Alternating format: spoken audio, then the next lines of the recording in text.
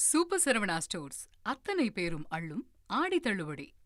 மக்கள் தொகை கணக்கெடுப்பு பணி தொடர்பாக ஆசிரியர்களுக்கு புதிய உத்தரவானது பிறப்பிக்கப்பட்டிருக்கிறது. பள்ளி வேலை நேரம் தவிர்த்து காலை மாலை நேரங்களில் மக்கள் தொகை கணக்கெடுப்பு பணிகளில் ஆசிரியர்கள் ஈடுபட வேண்டும் என முதன்மை கல்வி அலுவலர்கள் உத்தரவு பிறப்பித்திருக்கிறார்கள். விவரங்களோடு இணைகிறார் நமது செய்தியாளர் சங்கரன். வணக்கம் சங்கரன், இந்த உத்தரவு தொடர்பான விவரங்கள்.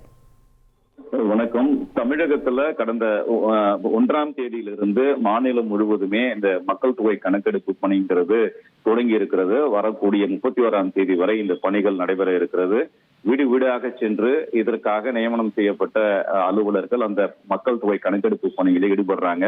குறிப்பா இந்த பணியில ஆசிரியர்கள் தான் அதிக அளவு ஈடுபடுத்தப்பட்டிருக்கிறாங்க. இப்படிப்பட்ட ஒரு சூழல்ல செங்கல்பட்டு உள்ளிட்ட பல மாவட்டங்களை சேர்ந்த முதன்மை கல்வி அலுவலர்கள் சுற்றறிக்கை அனுப்பியிருக்கிறாங்க.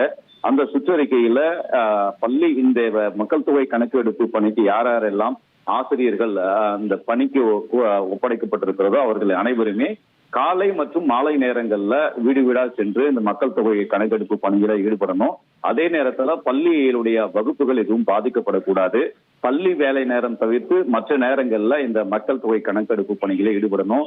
மாவட்ட ஆட்சியர்கள் இதற்கான உத்தரவை பிறப்பிச்சிருக்கிறாங்க. எனவே ஆசிரியர்கள் அனைவருமே இந்த மக்கள் தொகை கணக்கெடுப்பு பணிக்கு முழுமையான ஆதரவை தரணும், ஒத்துழைப்பை தரணும், இந்த பணிகள்ல ஈடுபடணும், மாணவர்கள் பாதிக்காத இந்த பணிகளை செய்யணும் அப்படின்ற ஒரு உத்தரவு மாவட்ட முதன்மை கல்வி அலுவலர்கள் பிறப்பிச்சிருக்கிறாங்க.